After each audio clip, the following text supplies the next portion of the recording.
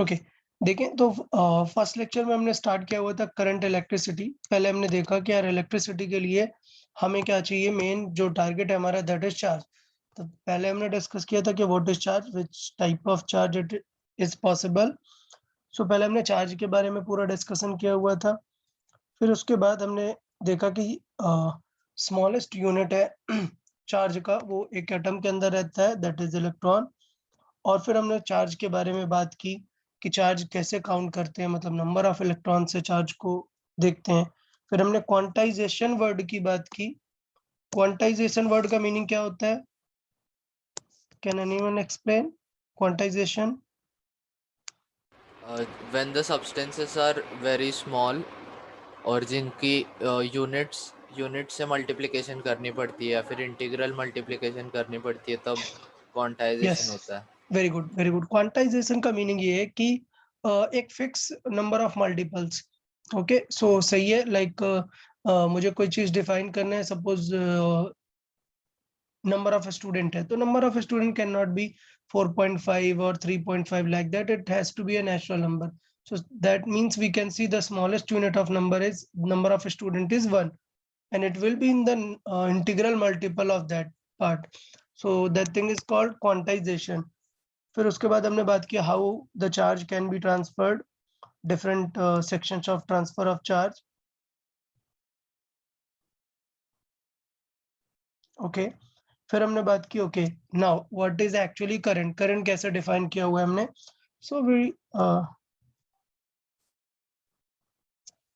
So we define the current as how it is calculated. It is the charge flowing per unit time और per second. You can say charge flowing somewhere or some metal piece or some wire, anything. The charge flowing per second is called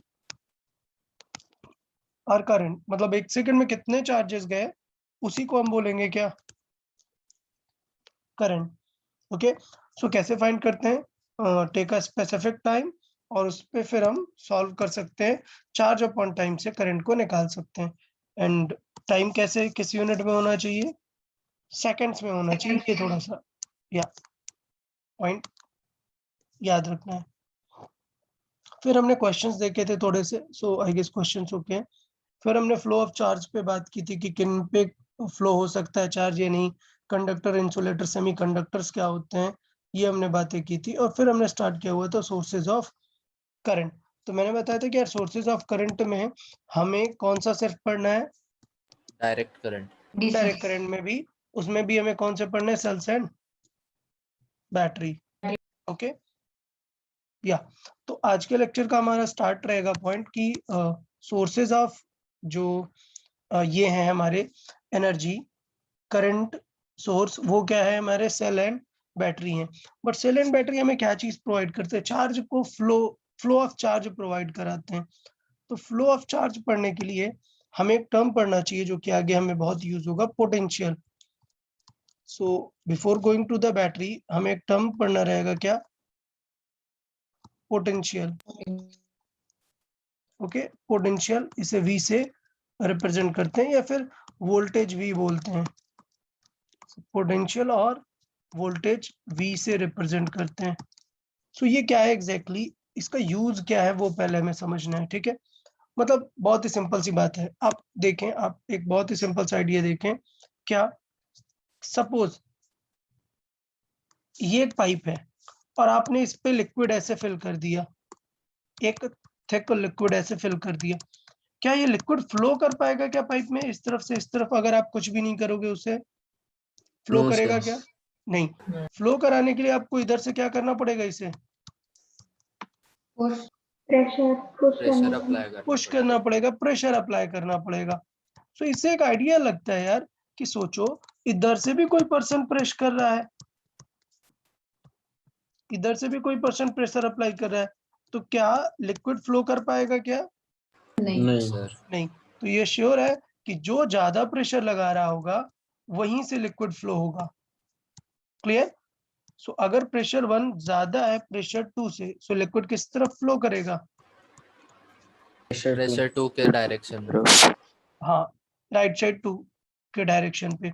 सो यहाँ पर मैं बहुत ही simple सा एकदम idea लगा रहा हूँ, एकदम बहुत ही सिंपल सा आइडिया यहाँ पे लिख रहा हूँ। क्या कि अगर ये एक लिक्विड है, लेट्स से ये लिक्विड है, सो ये लिक्विड कैसे फ्लो होगा, जो ज्यादा प्रेशर लगा रहा है। सो मतलब लिक्विड के लिए मैं सिंपल सा टर्म क्या यूज कर सकता हूँ, just a minute, electrons.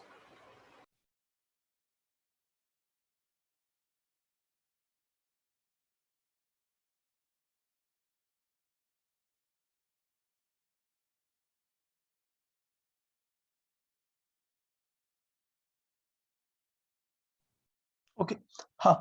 So liquid की अगर हम बात करें तो लिक्विड के लिए सिंपल सी बात है, फ्लो ऑफ लिक्विड। मैं पॉइंट ये, for the flow of liquid, for the flow of liquid क्या चीज इंपॉर्टेंट है। अगर हमें लिक्विड फ्लो कराना है, किसी भी ट्यूब के अंदर हमें लिक्विड फ्लो कराना है, तो क्या चीज इंपॉर्टेंट है, प्रेशर। प्रेशर। और सिर्फ प्रेशर नहीं, उस पूरे लिक्विड में थ्रू आउट कुछ डिफरेंस होना चाहिए प्रेशर में, एक तरफ ज्यादा और एक तरफ कम। So for the flow of liquid what is required, potential difference.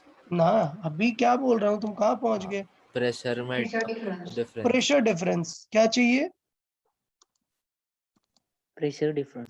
Pressure difference चाहिए, प्रेशर डिफरेंस चाहिए। और लिक्विड कहाँ से कहाँ फ्लो करेगा, फ्लो लिक्विड विल फ्लो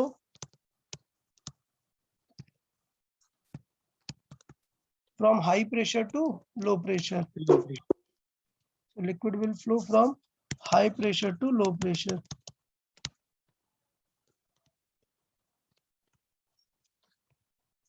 ये पॉइंट था, एक सिंपल सा पॉइंट था कि हाई प्रेशर से लो प्रेशर की तरफ लिक्विड जो है वो फ्लो करेगा, नो डाउट।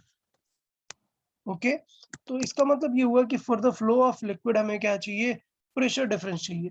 सेम चीज अगर मैं आपको यहाँ पर बोलूं कि यार ये एक हॉट ऑब्जेक्ट है ए और ये ऑब्जेक्ट है बी, तो मुझे पता है कि अगर ये हॉट ऑब्जेक्ट है और ये कूल है,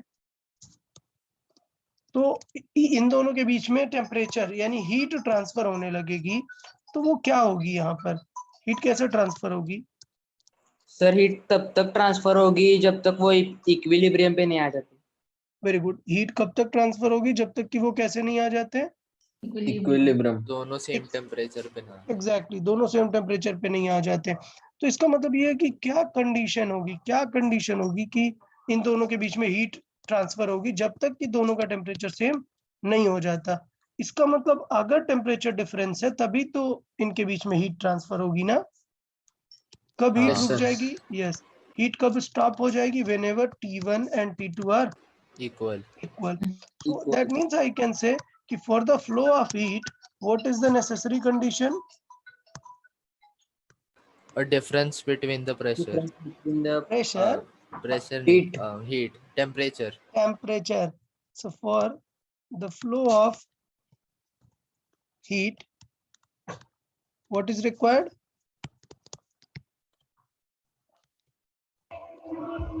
Temperature difference. ठीक है, सो दैट मीन्स अब मैं ये नहीं लिख रहा हूँ कि हीट कहाँ से कहाँ तरफ फ्लो होगी, from higher temperature to lower temperature. Clear है ये पॉइंट, हाँ। और Yes, लिख sir. देते हैं, चलिए लिख ही देते हैं, heat will flow from higher temperature to lower temperature. Okay, to lower. तो इसका मतलब इस फिगर से मैं बोल सकता हूँ कि T1 ज्यादा था किससे, T2 से, T2 से। इसीलिए हीट T1 से T2 की तरफ पे जा रही थी। ठीक है, तो ये सिनेरियो हुआ हीट का। अब इसी तरीके से जैसे मैंने बात की कि जब हमारी बात है कि हमें चार्ज फ्लो करानी है, तो आप देखें कि ऑलरेडी आपको एक क्वांटिटी पता थी, क्या, प्रेशर। आपको पता थी प्रेशर क्या होता है, ठीक है। वैसे ही एक क्वांटिटी आपको पता थी हॉट कूल, मतलब क्या, टेम्परेचर, ये पता है। सिमिलरली ये एक नई क्वांटिटी है जिसे हम क्या बोलते हैं, पोटेंशियल। ये किसके लिए रिक्वायर्ड होती है, ये रिक्वायर्ड होती है चार्ज को फ्लो कराने के लिए। इसका मतलब ये है देखें हम क्या बताना चाह रहे हैं। सो जैसे हमने ऑलरेडी दो क्वांटिटीज पढ़ रखी हैं, ऑलरेडी हमने दो क्वांटिटीज पढ़ के रखी हुई हैं, वैसे यहाँ पर हमें एक नई क्वांटिटी देखनी है which is charge. Okay, so sorry charge नहीं, पोटेंशियल। सो दैट मीन्स यहाँ पर सपोज नेगेटिव चार्जेस हैं या लेट्स से यहाँ पर पॉजिटिव चार्जेस हैं, कोई से भी चार्जेस हैं, वो बाद में डिसाइड होगा कि क्या है। सपोज यहाँ पर पॉजिटिव चार्जेस हैं, तो अगर मुझे इन चार्जेस को क्या कराना है, मूव कराना है, क्या कराना है, फ्लो कराना है। ये चार्जेस को अगर फ्लो कराना है तो मुझे एक क्वांटिटी का वेरिएशन लेके आना पड़ेगा। जैसे यहाँ पर मैं किसका वेरिएशन लाया था, टेम्परेचर, ऊपर वाले में क्या लेके आया था, प्रेशर का। प्रेशर। वैसे ही यहाँ पर हमें एक वेरिएशन लेके आना पड़ेगा, that variation is known as potential. Okay, so इसका मतलब इनडायरेक्टली अगर मुझे राइट साइड लेके जाना है तो यहाँ पर क्या होना चाहिए, high potential high potential and यहाँ पर लो पोटेंशियल।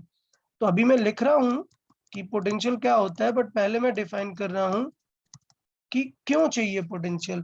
तो अभी रीजन समझ आया है कि पोटेंशियल क्यों चाहिए। सो मैं यहाँ पर लिखूंगा किसके लिए पोटेंशियल चाहिए होता है, फॉर मोशन ऑफ करंट, या for the flow of charges, और फ्लो ऑफ चार्जेस को क्या बोलते हैं हम, current. Current. Current for the flow of charges और करंट क्या रिक्वायर्ड होता है, potential difference. Potential yes, potential difference is required.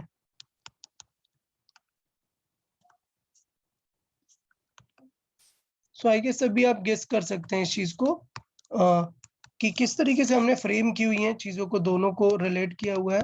So potential difference is required. Okay, तो ये हम सिचुएशन यहाँ पर ले सकते हैं। तो अब मैं डिफाइन करता हूँ कि पोटेंशियल एग्जैक्टली कैसे डिफाइन है, बट रिक्वायरमेंट ऑफ पोटेंशियल समझ आई क्या सबको, बताओ। हाँ सर। पक्का। तो मतलब हमें जब लिक्विड फ्लो कराना था तो हम पुश कर रहे थे, प्रेशर लगा रहे थे। हमें हीट फ्लो कराना तो क्या ऐसे पुश करके हीट फ्लो करा देते क्या, टेम्परेचर नहीं, हमने एक नई क्वांटिटी Radiation. डिफाइन की, क्या, हाँ, टेम्परेचर। टेम्परेचर की। यार अगर ये हॉट है और ये कोल्ड है, मतलब कि एक रूम में मैंने एक बहुत ही हॉट, एकदम रेड हॉट मेटल रख दिया, तो श्योर हो गया कि मेटल का टेम्परेचर इतना ज्यादा है, रूम का कम है, वो रूम को हीट देगा। ठीक, तो वैसे ही हमने बताया कि अगर मुझे चार्जेस को फ्लो कराना है, ये मेरे पास पेन है, इसके अंदर चार्जेस हैं, मैंने कहा यार चार्ज इधर से इधर फ्लो करना है इसे, तो मुझे इधर से पोटेंशियल एक लगाना पड़ेगा, नई क्वांटिटी है पोटेंशियल, हायर इधर रखेंगे और इस तरफ लोअर, तो ये फ्लो कर जाएगा। तो फिर ये मुझे पता चल गया कि for the flow of current हमें पोटेंशियल चाहिए, ये श्योर है। अब देखिए कि पोटेंशियल क्या होता है। जैसे मैंने कहा कि for the flow of heat हमें क्या चाहिए, टेम्परेचर चाहिए। ओके, अब टेम्परेचर कैसे डिफाइन है, बताओ, टेम्परेचर कैसे डिफाइन है, हॉटनेस और coldness of an object. Degree of hotness और coldness. Exactly, degree of hotness and coldness. Similarly जो पोटेंशियल है वो थोड़ा सा लॉजिकल वे में डिफाइन है। तो चले इसकी डेफिनेशन देख लेते हैं, किसकी, पोटेंशियल की डेफिनेशन क्या है हमारी। तो यार पोटेंशियल डिफाइन ही कैसे है, जो जितना अच्छा चार्ज फ्लो करा पाएगा वही तो पोटेंशियल होगा ना। मतलब सोचो, जो जितना ज्यादा अमाउंट ऑफ चार्ज फ्लो करा पाएगा वही तो अच्छा पोटेंशियल होगा ना। तो पोटेंशियल किस तरीके से डिफाइन किया है, देखें, it is defined as the work done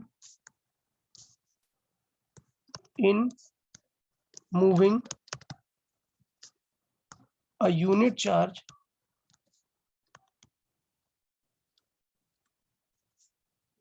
is defined as potential of that point, or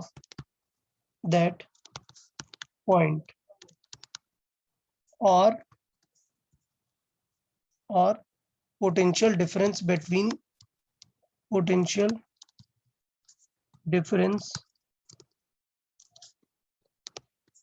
between those 2 points.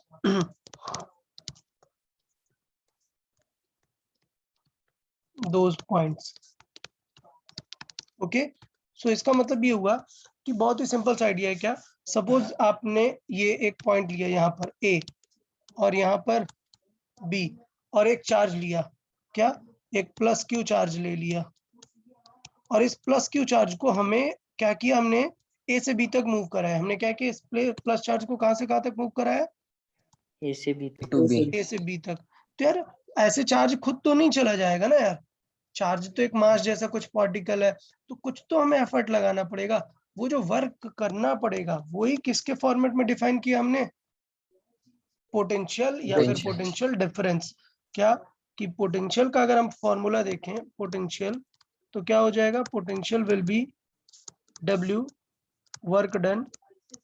So potential will be work done upon per unit charge, जो भी चीज को हम यूनिट रखते हैं उसे डिवाइड में रखते हैं। तो अपना ये हो गया क्या, फॉर्मूला। अब पॉइंट ये हो जाएगा, डिफाइन कैसे है पोटेंशियल। सो पोटेंशियल का यूनिट देखना पड़ेगा। यूनिट क्या होता है, ऑलरेडी आई गेस आपको पता है, ऊपर मैंने लिखा हुआ है कि इसका यूनिट होता है वोल्ट। ओके, सो पोटेंशियल का यूनिट होता है वोल्ट्स। कैसे लिखते हैं, कैपिटल वी से लिखते हैं। ओके, तो अगर मैं पोटेंशियल की बात करूं, पोटेंशियल का सिंबल भी वी ही है, तो V इज इक्वल टू क्या हो जाएगा, V AB, that means it is a potential difference between AB, it will be work done in moving A to P upon Q, मतलब किस चार्ज को लेके गए हैं। बताए, किसी को फॉर्मूला समझने में कोई डाउट है, किस चीज का फॉर्मूला हमने देखा, पोटेंशियल कैसे डिफाइन है। Yes, okay. अब यार होता क्या है ना, अभी बहुत ही सिंपल वे पे एक चीज बताता हूँ, कि जैसे मैंने बताया कि एक ट्यूब में आपको लिक्विड फ्लो कराना था, तो आप फिजिकली पुश कर सकते हैं, जिसे हम क्या बोलते हैं, प्रेशर। कैसे डिफाइन है प्रेशर, फोर्स अपॉन एरिया। आप कितना फोर्स लगाओगे, कितना बड़ा वो लार्ज एरिया है, उसके अकॉर्डिंग हमें क्या पता चल जाएगा कि प्रेशर कितना जनरेट हुआ। ओके, अच्छा, हीट के लिए क्या होगा, टेम्परेचर आपको फील हो जाएगा, हॉट या कोल्ड। अब ये जो पोटेंशियल टर्म है ना यार, ये फील नहीं होगा, समझ आया, क्योंकि चार्ज को आप ऐसे वर्क नहीं कर सकते हो। क्यों, क्योंकि मतलब इसके अंदर है चार्ज। अब चार्ज को आप ऐसे फिजिकली पकड़ के नहीं लेके जा सकते हो। आइडिया समझ आ रहा है, इसका मतलब ये है कि कोई एक डिवाइस होगी जो वो काम करेगी। पॉइंट समझ आया, हाँ सर। हाँ। तो वो डिवाइस क्या है, हमारी सेल Sir. और बैटरी है। हाँ, सर कैन यू रिपीट? या जस्ट मिनट। सो सिचुएशन क्या है, जैसे मैंने बताया कि सपोज एक लिक्विड है ट्यूब में और हमें उसे मूव कराना है, तो हमने पुश किया मतलब हमने फोर्स लगाया, पुश किया मतलब फोर्स लगाया, और हमें पता है प्रेशर का फॉर्मूला होता है फोर्स अपॉन एरिया। तो हमने कैलकुलेट कर लिया कि कितने बड़े एरिया में हमने फोर्स लगाया और हमारा प्रेशर पता चल गया। सेम चीज हम चेक कर सकते हैं कि ऑब्जेक्ट कितना हॉट या कोल्ड है। तो उसी तरीके से ये जो वोल्टेज वाली पोटेंशियल वाली बात है, ये हम फील नहीं कर पाते। क्यों, क्योंकि ये मैंने एक ऑब्जेक्ट पिक किया और जो चार्ज है वो उसके अंदर है, तो अब मैं ऐसे फिजिकली उठा के चार्ज को नहीं लेके जा सकता। तो इसका मतलब मुझे कोई डिवाइस यूज करनी पड़ेगी जो चार्ज को मूव कराएगी, पोटेंशियल को देगी। तो वो डिवाइस हमें पता है क्या, बैटरी। अगर मैं इससे बैटरी कनेक्ट कर दूं तो मुझे पता है कि यहाँ से चार्ज फ्लो होने लगेगा। क्लियर, यहाँ पर मैं एक बल्ब कनेक्ट कर दूं तो मुझे पता है वो बल्ब लाइट अप हो जाएगा। इसका मतलब इस पेन के थ्रू चार्ज गया ना, चार्ज मूव हुआ। इसका मतलब ये है कि ये जो पोटेंशियल डिफरेंस है, ये हम और क्लियर पिक्चर किससे समझ में आती है, ये हमें पोटेंशियल डिफरेंस के बारे में ये हमें समझ में आती है किससे, सेल या बैटरी से। सो सेल या बैटरी क्या है, यस, ये वो डिवाइस है, पोटेंशियल डिफरेंस। एग्जैक्टली, ये वो डिवाइसेस हैं which will give us the potential. कि ठीक है, लो ले जाओ, ये बैटरी में लिखा है। सपोज वो एक छोटा सा सेल लेके आते हैं ना, छोटी सी बैटरी रहती है, उसमें लिखा होता है 10 वोल्ट या 9 वोल्ट, ऐसे प्लस माइनस। तो वो बैटरी क्या कराती है, पोटेंशियल प्रोवाइड करती है। और प्लस माइनस किस चीज को इंडिकेट करता है, plus indicates higher, negative indicates lower. इसका बिल्कुल मतलब नहीं है कि ये +9 लिखा है और ये -9 लिखा है। समझ आया, हाँ सर। हाँ। तो चले वो सारी चीजें मैं लिखा देता हूँ कि उसका मीनिंग क्या है और पॉइंट ये। पहले बताएं यहाँ तक पोटेंशियल में कोई डाउट है क्या किसी को? नो नो नहीं सर। सर। अच्छा, तो एक एग्जांपल पहले देख लेते हैं ना, नेक्स्ट पार्ट में पहुंचने से पहले अपन एक एग्जांपल तो लिखेंगे ही। सो चले एक एग्जांपल निकाल लेते हैं। Find the work done in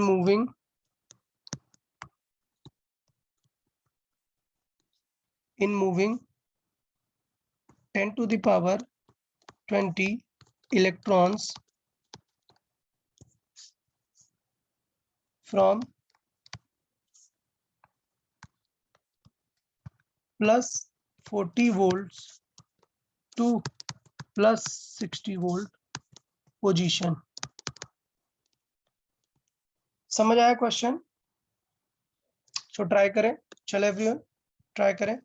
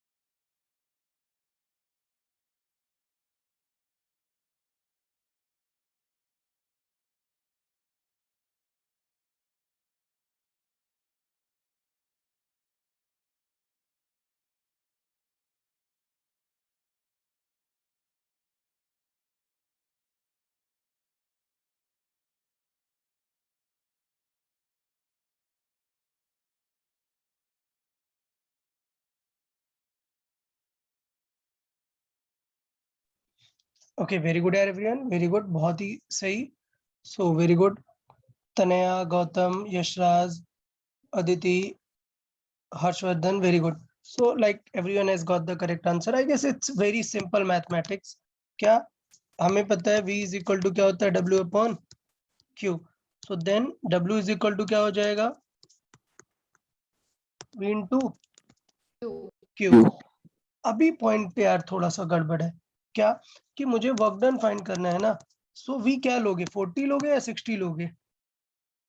difference sir potential 20 difference है ना, तो 20 20 लेंगे। लेंगे। ओके, पोटेंशियल डिफरेंस लेंगे तो 20 लेंगे यहाँ पर, ठीक है। सो फाइन, सो यहाँ पर क्या ले लेंगे डिफरेंस। सो ये बताओ 40 माइनस 60 करना चाहिए या 60 माइनस 40? 60 माइनस 40 क्योंकि हम 40 से 60 रेंज पे। हायर ओके, पोटेंशियल से very low good, so very good. So हम करेंगे फाइनल माइनस इनिशियल।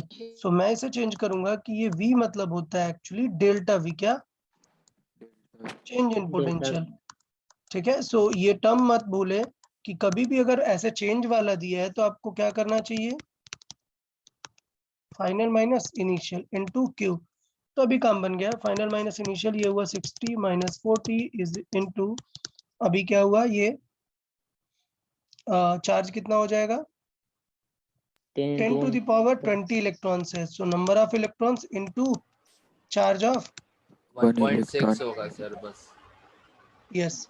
सो ये पॉइंट हमारे पास आ जाएगा यहाँ पर। सो ये हुआ 20 इनटू ये कितना हो जाएगा 16, एक पावर कैंसिल आउट हो जाएगी 16। सो आंसर कितना आ गया 320 जूल्स। कोई डाउट क्या इसमें किसी को? No. Okay, 320 joules capital J।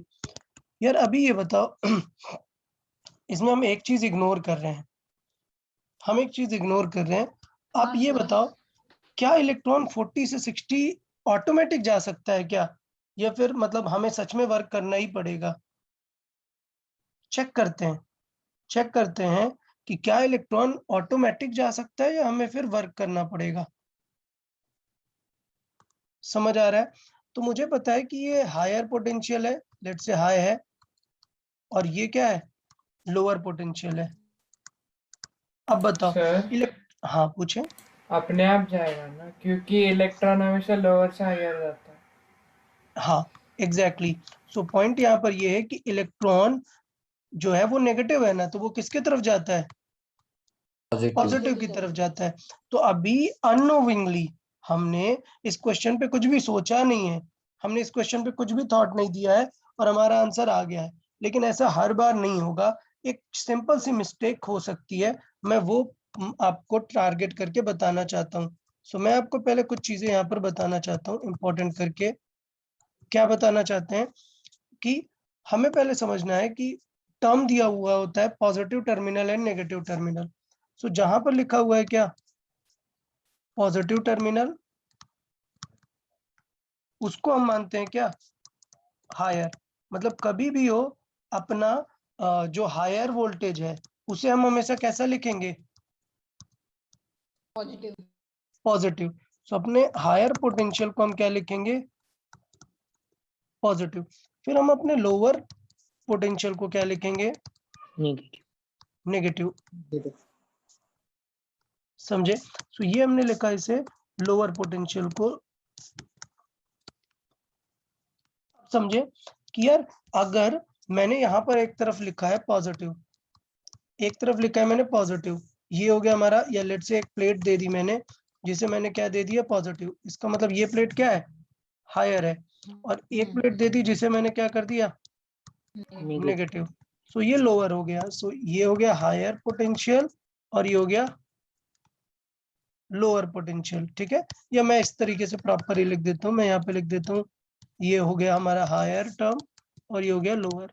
अब देखना यार, अगर एक इलेक्ट्रॉन रख दिया आपने बीच में तो वो किस तरफ जाएगा? हायर हायर की तरफ पोटेंशियल। जाएगा। क्यों? क्योंकि मुझे दिख रहा है कि ये नेगेटिव है, तो किसकी तरफ जाएगा? पॉजिटिव को की तरफ ज्यादा attract होगा। अट्रैक्टेड होगा। तो मैं ये बोल सकता हूँ कि electrons move automatically from lower to higher. So electron move automatically from lower to higher potential। Okay अच्छा, इसका मतलब कि क्या हमें वर्क करने की जरूरत थी क्या? फिर नहीं। हमें वर्क करने की जरूरत है क्या? नहीं। सोचो आपने एक काम दिया और वो काम ऑटोमेटिक, एक पर्सन गया, आपने बोला कि यार जाओ मार्केट चले जाओ, आपने एक काम दिया तो वो मार्केट चला गया। ठीक है, आपने कुछ अलग से एफर्ट लगाया क्या कि लो यार 100 रुपीज लो अब मार्केट जाओ? किया क्या अलग से कुछ एफर्ट? नहीं। नहीं यार, वो तो खुद से हो गया। तो फिजिक्स में जब क्वेश्चन और डिफिकल्ट हो जाता है, मतलब टेक्निकल क्वेश्चन जिसे बोलते हैं, वहां पे एक गलती हो जाती है। क्या? वहां पे जो क्वेश्चंस देता है ना, वहां पे वो आंसर्स देने लग जाता है। किस तरीके से? वहां पे +320 आंसर भी दिखता है और -320 आंसर भी दिखता है। और आपको बुक में अगर देखोगे तो बुक में सिर्फ ये फॉर्मूला लिखा होता है। अगर आपने इस फॉर्मूले से सॉल्व कर दिया इस क्वेश्चन को तो आपका आंसर क्या आ गया? +320। +320। आपने तो आगे सोचा ही नहीं। तो वो मैं आपको यहाँ पर थॉट दे रहा हूँ क्या, कि जब भी कभी बात आती है इलेक्ट्रॉन की, तो इलेक्ट्रॉन ऑटोमेटिकली लोअर से हायर की तरफ चला जाता है। इसका मतलब ये इन दैट केस हमें वर्क डन करने की जरूरत है क्या? नहीं। तो फिर किसी ने तो काम किया होगा ना यार। तो किसने काम किया? ये जो प्लस और माइनस की ये जो हायर और लोअर के बीच में एक फील्ड आ जाती है। क्या आ जाती है? फील्ड। तो जब भी कहीं पे पोटेंशियल आता है ना, तो वहां पर तुरंत क्या आ जाती है? एक फील्ड, जिसको हम बोलते हैं क्या? Electric field. अब ये जो इलेक्ट्रिक फील्ड है ये हमारे 10th के सिलेबस में नहीं होता है, ये सीधा 12th में होता है, तो इसलिए मैं इलेक्ट्रिक फील्ड पे ज्यादा डिस्कशन नहीं कराता आपको। बट मैं बता देता हूँ कि whenever there is a potential difference there has to be a field। Clear? तो इसका मतलब ये वर्क कौन कर रहा है? Electric field. तो हम कर रहे हैं क्या? हमें बोला जाता है एक्सटर्नल लोग हैं हम। तो हम मतलब एक्सटर्नल। क्या एक्सटर्नल वर्क कर रहा है क्या? नहीं। क्लियर? तो यहां पर मैं लाइन लिखूंगा क्या? So it means, what it means is work is done by electric field, not by external agent. अच्छा देखो, अगर सारे ऑप्शन पॉजिटिव हैं तो क्या सोचने की जरूरत है क्या इतना जो मैं अभी आगे बता रहा हूं? नहीं, मतलब क्वेश्चन क्या है, सिंपल है। अगर सारे आंसर्स पॉजिटिव में आ रहे हैं तो फिर सोचना है क्या कुछ? यार क्लियर समझ आया ना? लेकिन कब सोचना है? अगर आंसर +320 भी है और -320 है तो आपको सोचना पड़ेगा। क्या सोचना है, मैं वही फ्रेम कर रहा हूं आपको। क्या पहले सीखा हमने कि पोटेंशियल डिफरेंस है तो वहां पर एक टर्म आएगा क्या, इलेक्ट्रिक फील्ड। तो यहाँ पर मैं यहाँ पर लिखता हूँ एट पोटेंशियल डिफरेंस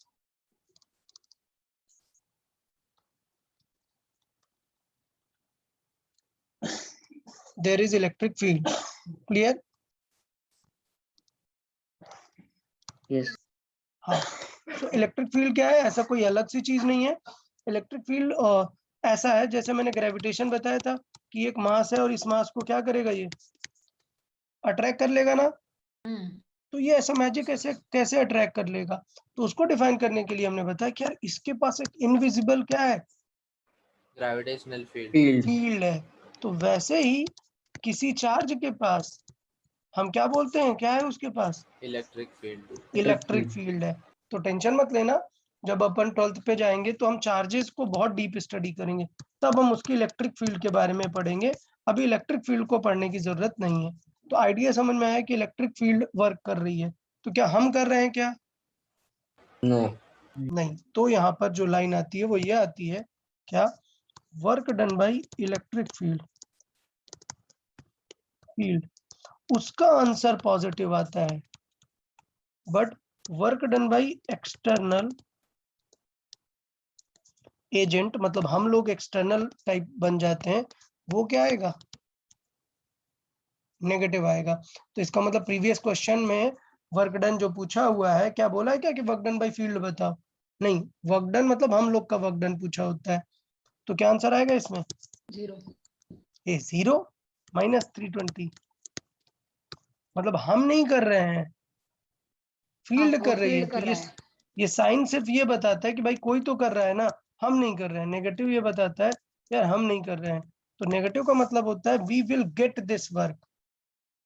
पॉजिटिव मतलब वी हैव डन वर्क।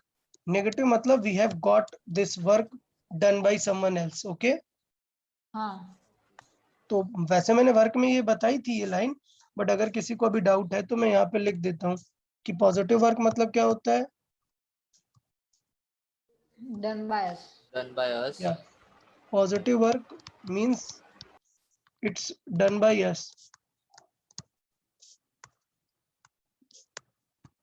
और नेगेटिव मतलब done by somebody else. Yes, so negative work means done by या it's done by other sources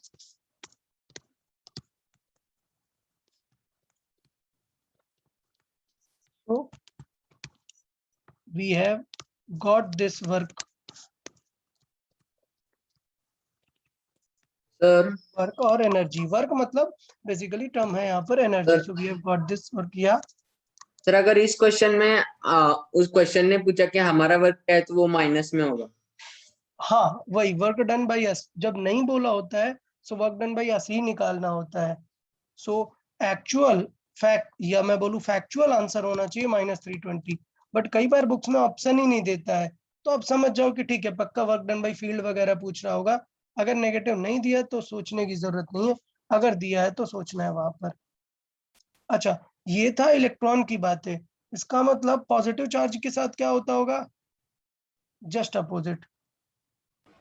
हाँ सर, लेकिन सर पॉजिटिव चार्ज तो रिपेल हो जाएगा ना।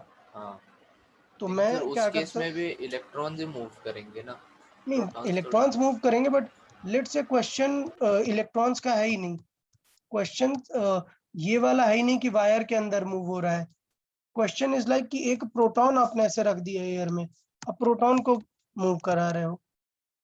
आई सेड कि किसी ऑब्जेक्ट से प्रोटॉन लेके ट्रांसफर नहीं किया जाता है, इलेक्ट्रॉन ट्रांसफर होते हैं। ओके, लेकिन आपने उस ऑब्जेक्ट से एक प्रोटॉन निकाल के ऐसे रख दिया है, तब तो ये प्रोटॉन ही घूमेगा ना। हाँ समझ आया ना? सो इसका मतलब ये है कि अगर हमने क्या रख दिया है, एक पॉजिटिव पार्टिकल रख दिया है, क्या पॉजिटिव चार्ज, तो वो किस तरफ अट्रैक्ट होगा, नेगेटिव। नेगेटिव की तरफ। नेगेटिव नेगेटिव की तरफ। इसका मतलब वो किस तरफ ऑटोमेटिकली मूव होगा, लोअर की तरफ। लोअर। तो इसका मतलब ये होगा कि positive charge particle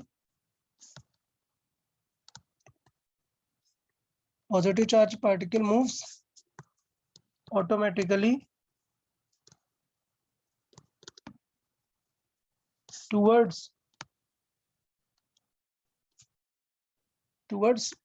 lower, or moves automatically from Higher to lower. higher to lower potential.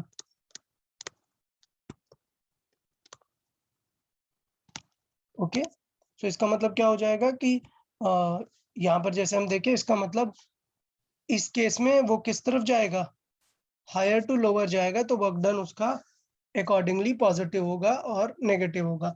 तो मैं क्वेश्चन आपको देता हूँ किस तरीके से समझना होता है, क्या समझना होता है एग्जैक्टली इन सारी चीजों को। तो अगर आप दिमाग नहीं लगाना चाहते, और आप चाहते हैं कि सर डायरेक्ट आंसर बताओ कैसे आ जाएगा, तो मैं डायरेक्ट आंसर की ट्रिक बता रहा हूँ। क्लियर? देखना, मैं डायरेक्ट आंसर की ट्रिक बता रहा हूँ। वर्क डन बाई एक्सटर्नल का आंसर विद साइन आ जाएगा अगर आप क्या करें, Q into delta V।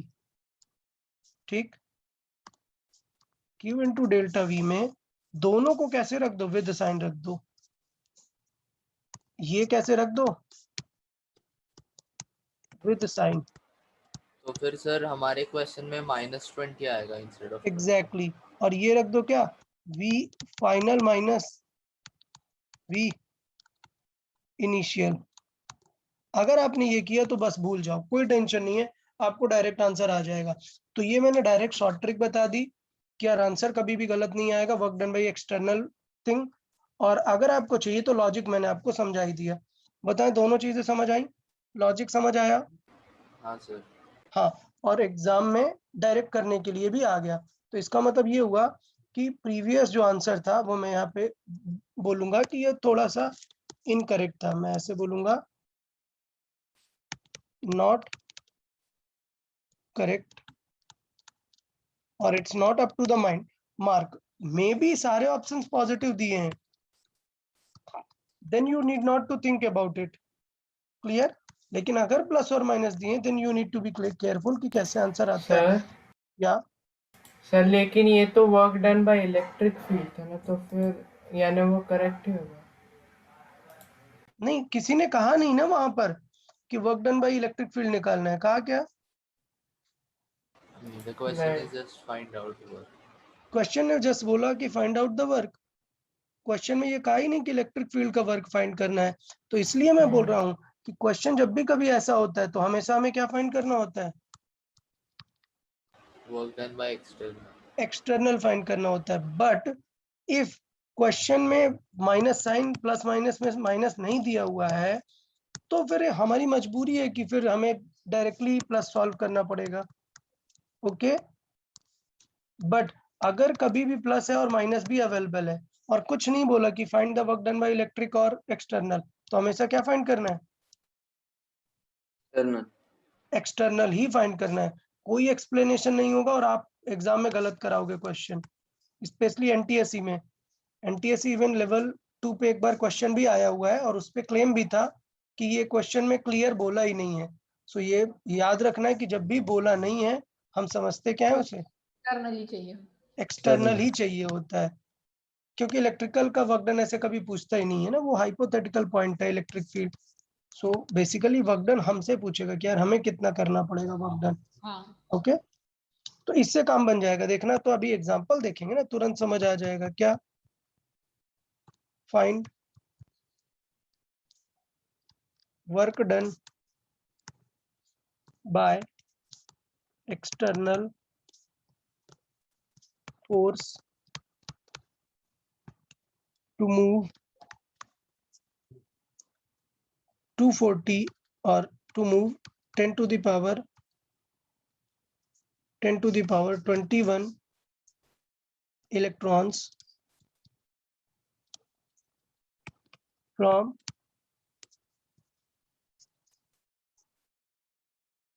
minus 40 volt to 20 volt.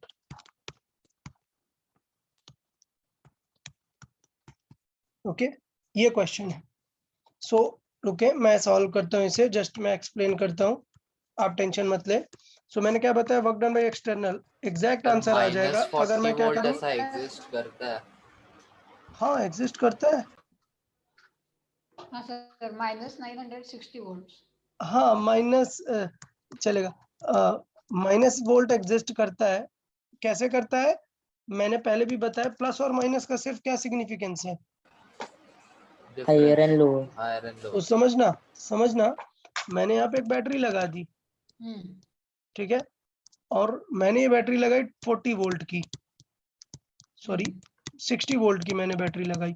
But मैंने आपसे कहा कि यार ये 10 वोल्ट पर ही है, तो इसका मतलब ये it has to be -50 volt. तभी इन दोनों का डिफरेंस कितना है, 60 वोल्ट. तो समझ आया कि ये एक रेफरेंस है. आप नेगेटिव भी चूज कर सकते हैं. कैसा टर्म है ये, एक रिलेटिव टर्म है, तो टेंशन नहीं लेना है इसका. चले क्या पता है कि क्या करना है, Q इंटू डेल्टा वी, और इलेक्ट्रॉन है तो क्या रखेंगे Q माइनस में, और कितना है 160. 10 to the power 11 21 into 1.6 into 10 to the power minus 19. ये हो गया क्या अपना इलेक्ट्रॉन का चार्ज Q. ये हो गया अपना Q इंटू डेल्टा V. क्या बताया, कौन सा पहले रखेंगे, V final minus V initial. Okay so minus ये कितना हो गया 160 इंटू ये देखो फाइनल कितना हो जाएगा, कहाँ तक जाना है 60 हो जाएगा ये. 20 वोल्ट माइनस इनिशियली कहाँ से स्टार्ट किया है, -40 से. -40 से. So Minus, initially minus, it yes. started minus, so minus minus will become positive. तो मैं यहाँ पे हाईलाइट करता हूँ कि V final is this one. -960 आएगा. Yes. So this highlighted term, this is V final and this is V initial. Okay. हाँ ये दोनों टर्म मैंने यहाँ पर हाईलाइट कर दिए जिससे आपको बाद में माइंड में भी रहे कि क्या है फाइनल और इनिशियल रखा. सो फाइनली इसका मतलब हो गया 160 इंटू ये कितना हुआ 60. सो कितना आ गया टोटल 9600 नेगेटिव वाला. 9600 जूल नेगेटिव में आ गया. तो ये याद रखना कि करेक्ट आंसर ये है negative this much. Okay okay sir. हाँ तो आई गेस अभी सबको ये पूरा आइडिया आ गया ना वर्क डन का. वर्क डन में कोई डाउट क्या किसी को, डायरेक्टली कैसे निकाल सकते हैं answer. No sir. No sir. Okay very good. और थॉट भी समझ आया ना, लॉजिक भी, कि why this negative is there. ऐसा ब्लाइंडली लर्न करने की जरूरत भी नहीं है, फॉर्मूला पहले समझ लेना है फिर हाँ ठीक है क्वेश्चन जल्दी सॉल्व करने के लिए अपन ये मेथड यूज कर सकते हैं. ओके हाँ ठीक है. तो ये सिनेरियो होता हमारा इसका वर्क डन का. ओके अभी वापस आ जाते हैं अपने किस पॉइंट पे, सेल्स एंड बैटरीज, जो कि क्या क्रिएट करेंगे, पोटेंशियल डिफरेंस क्रिएट करेंगे. तो चले अपनी नेक्स्ट हेडिंग है that is cells and cells और battery and battery, cells and battery. Okay so क्या डेफिनेशन है, what is cell. A device which creates potential difference. या तो सेल और बैटरी की पता है एक और अच्छी खास बात है, और क्लियर लिखूंगा मैं यहाँ पे, a device which gives a constant potential difference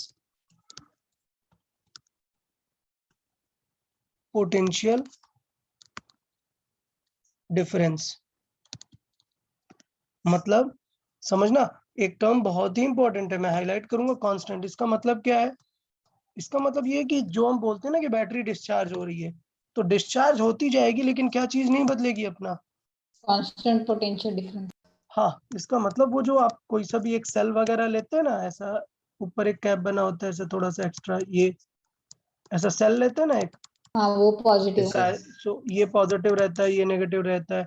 उस पे जो लिखा होगा कि अगर ये 5 वोल्ट का है, सो फर्क नहीं पड़ता कि ये कितना डिस्चार्ज हो जाए, ये हमेशा कितना मेंटेन रखेगा? 5 वोल्ट। 5 वोल्ट। ये सबसे अच्छी बात होती है किसकी? बैटरी की। समझ आया? हाँ सर। सर ये सेल का नहीं होता? सेल का भी होता है, अभी लिख रहा हूँ सेल और बैटरी में क्या डिफरेंस है। सर ये एक और बार बताओगे, मेरा नेटवर्क गया था। अच्छा अच्छा, ये क्या होता है कि सेल या बैटरी क्या होती है? Cell is the smallest unit, ठीक है, जो Okay. पोटेंशियल डिफरेंस क्रिएट करता है। Battery is a combination of cells, so a device which give a constant potential difference is called cell. Clear? And एक और important, ये क्या करता है? पोटेंशियल एनर्जी को किस में कन्वर्ट करता है? it converts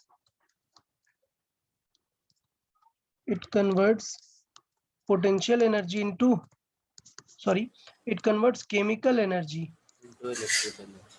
yes, into,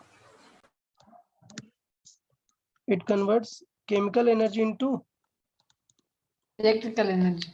electrical energy. और बाद में इलेक्ट्रिकल एनर्जी से अलग अलग डिवाइसेस यूज करके आप अलग अलग एनर्जी ले सकते हो।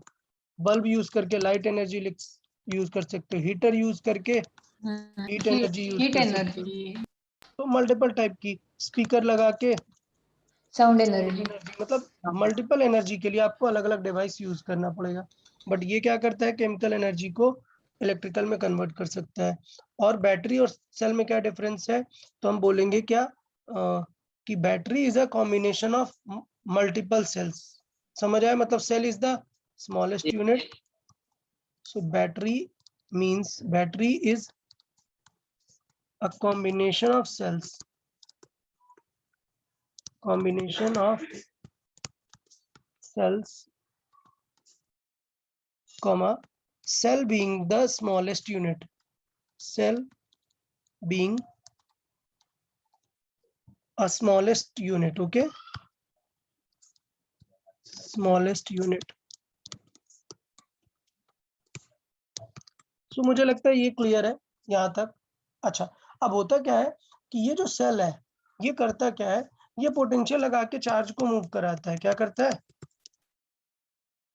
चार्ज को मूव कराता है। तो मतलब एक वायर था और आपने क्या किया, इस वायर के अंदर भी चार्जेस हैं, ठीक है, आपने एक बैटरी लगा के, एक सेल लगा के क्या कर दिया? फोर्स कर दिया कि यार चलो पार्टिकल्स, ये सॉरी चार्जेस को मूव करने के लिए फोर्स कर दिया।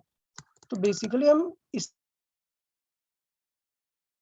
एक नेम दे सकते हैं कि ये जो बैटरी पोटेंशियल लगाती है, ये फोर्स लगाती है चार्जेस को कि यार चलो मूव हो जाओ पोटेंशियल के थ्रू। तो जो पोटेंशियल क्वांटिटी है हमने डिफाइन की, क्या है? पोटेंशियल है जो चार्ज को मूव करेगा। इनडायरेक्टली सोचो, वो फोर्स ही तो लगा रहा होगा ना। क्लियर या नहीं? हाँ ठीक है, तो इनडायरेक्टली वो फोर्स लगा रहा होगा जो कि इलेक्ट्रॉन्स को मूव करा रहा है। तो यहाँ पर एक नया टर्म डिफाइन किया जाता है, क्या? ये जो पोटेंशियल ऑफ सेल्स है या बैटरी है, उसको हम बोलते हैं potential of cells and battery. So potential of cells and battery is known as, क्या टर्म यूज किया जाता है? Electromotive force. Electromotive force. और इसका शॉर्ट फॉर्म आपको ऑलरेडी आपने सुना होगा, EMF। सुना है? हाँ हाँ EMF ऑफ अ बैटरी, हाँ। कोई भी फोर्स जो मोशन में लाता है इलेक्ट्रॉन्स को, इलेक्ट्रॉन्स को, इलेक्ट्रोमोटिव फोर्स। और EMF ऑफ बैटरी। सो मतलब EMF क्या है एग्जैक्टली? पोटेंशियल है, फोर्स मत समझने लगना। सो मैं यहाँ पर लिखूंगा एग्जांपल वाइज, ये गलती हो जाती है, unit of force, then unit of unit of EMF electromotive force. So बहुत सारे स्टूडेंट क्या मार्क करेंगे? न्यूटन। क्या है यूनिट? वोल्ट। वोल्ट। न्यूटन। तो याद रखना न्यूटन नहीं है, फोर्स के वजह से न्यूटन नहीं लिख देना। या मैं पूरा टर्म लिखूं क्या? Electromotive force. नहीं नहीं सर। सर। EMF सर काफी है। ऊपर लिख दिया आपने। हाँ, तो EMF काफी है तो न्यूटन नहीं होगा। इसका यूनिट क्या होगा एग्जैक्टली? Voltage, volt. वोल्ट्स। सो वेरी गुड यार, वोल्ट्स रहेगा, सब लोग माइंड में रखेंगे, गलती नहीं करेंगे इस चीज में। तो ये हो गया अपना इलेक्ट्रोमोटिव फोर्स। ठीक। अच्छा, तो अब कैटेगरी की बात आती है, मतलब इनको कैटेगराइज कर लेते हैं कि किस किस टाइप के सेल डिस्कवर हुए और क्या चीजें हैं, बाकी सारी चीजों को। तो पहले तो ये क्लियर हुआ कि यार ठीक है, बैटरी क्या करेगी, एक बहुत ही अच्छी चीज करेगी, कांस्टेंट पोटेंशियल डिफरेंस मेंटेन करके रखेगी। और उस कांस्टेंट पोटेंशियल को हम क्या बोलते हैं? Electromotive force electromotive force. EMF। हाँ, इलेक्ट्रोमोटिव फोर्स, या फिर शॉर्ट में बोलते हैं EMF। ठीक, और वो होता है इनडायरेक्टली वोल्टेज ही है, पोटेंशियल ही होता है। ठीक, तो चले देखें बैटरीज या सेल के बारे में क्या रहता है। मैंने यहाँ पर लिख दिया ना कि बैटरी कॉम्बिनेशन ऑफ सेल्स है, तो हम बैटरी नहीं पढ़ेंगे सो कॉल्ड, हम एक सेल की बात करेंगे कि यार ठीक है सेल और उस पर क्या फर्क पड़ेगा। तो बात कर लेते हैं एक सेल की।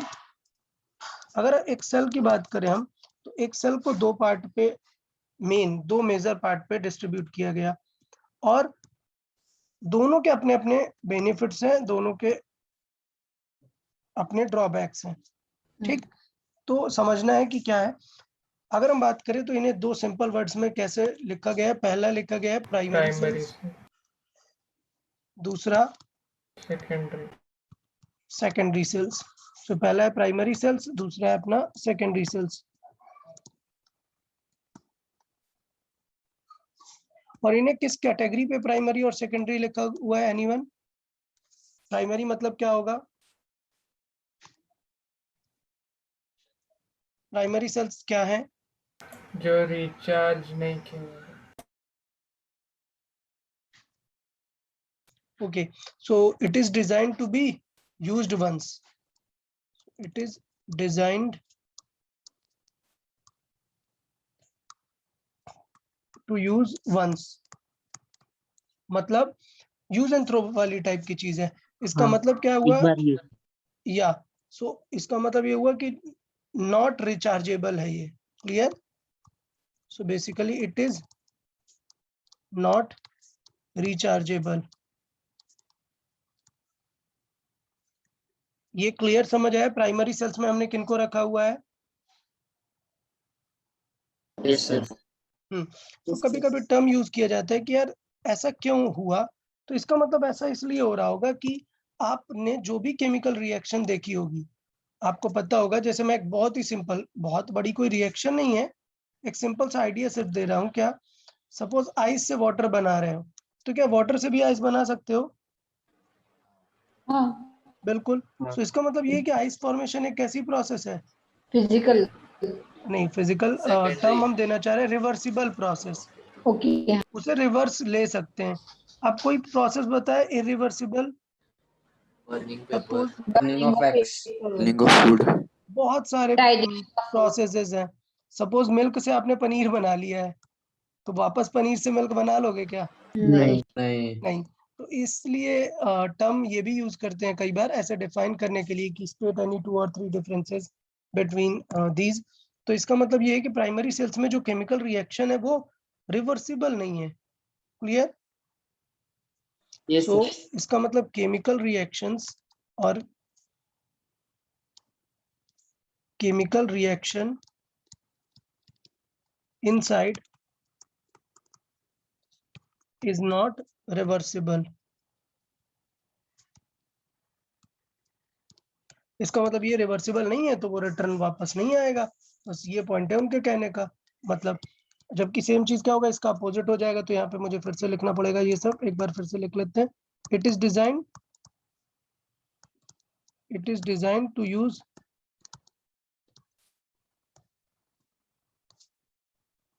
to be used many times. Clear? Many times. अच्छा, फिर ऑफ कोर्स मैनी टाइम्स मतलब it is, rechargeable, yes it is rechargeable. और इसका मतलब क्या चीज हो रही होगी, chemical reaction inside is, reversible, yes chemical reaction inside is reversible. ठीक है, तो मैं पूरा हिस्ट्री थोड़ा सा बताता हूँ। हुआ क्या कि क्या लगता है सबसे पहले प्राइमरी सेल्स की डिस्कवरी हुई होगी या सेकेंडरी? प्राइमरी। प्राइमरी।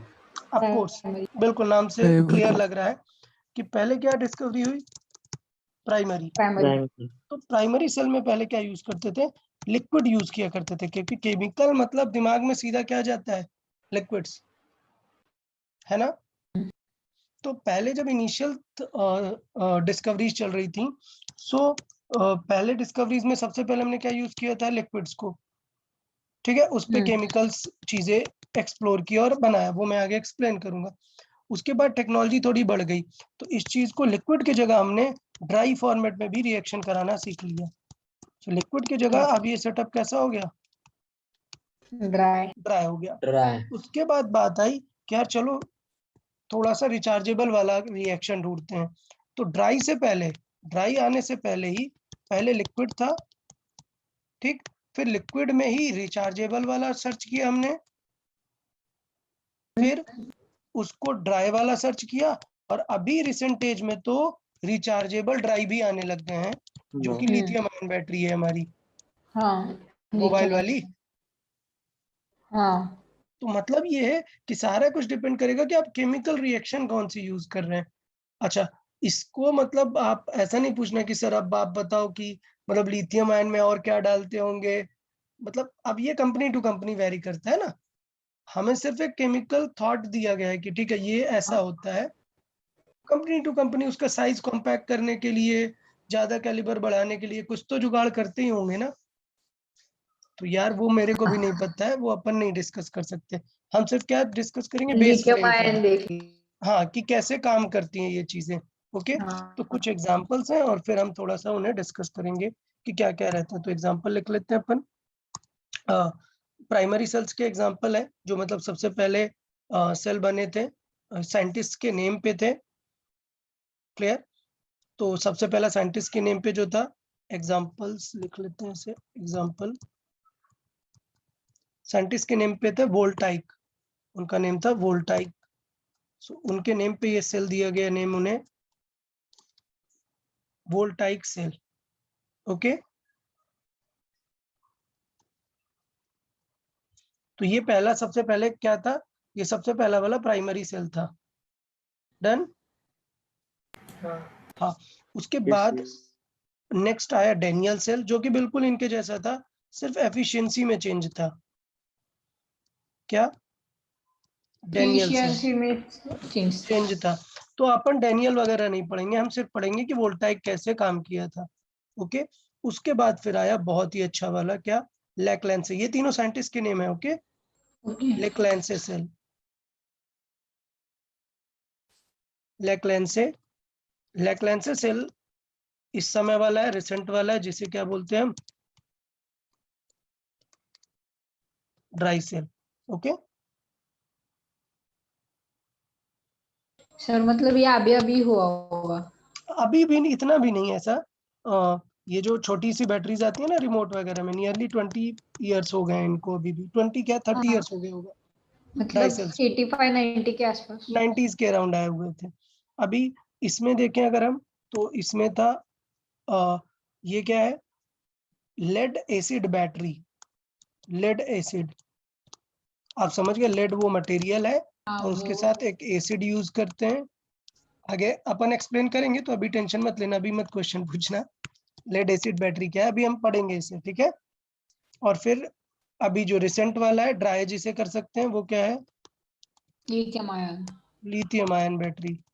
अच्छा, अच्छी बात है कि लिथियम आयन हमारे उसमें सिलेबस में नहीं है कि कैसे काम करता है, ना ही ये ड्राई वाला है ना ही लिथियम आयन है, क्योंकि इनकी मैकेनिज्म क्या है, complex कॉम्प्लेक्स है। अपन की सिर्फ सिंपल सी मैकेनिज्म वाले हैं दोनों, लिक्विड वाले कैसे करते हैं। ओके, lead acid और voltaic, वोल्टाइक वाले दोनों। Done, yes sir. सो देखें ये क्लियर है सेल के बारे में। तो चले फिर देखें फिर वर्क वोल्टाइक सेल कैसे काम करता है। ओके चले अच्छे से समझेंगे यार, सारी चीजों को समझेंगे डिटेल में, थोड़ा सा कॉम्प्लेक्स है बट फिर भी समझ में आ जाएगी आई गेस। आप बताएंगे समझ आया या नहीं, working of a voltaic cell समझे।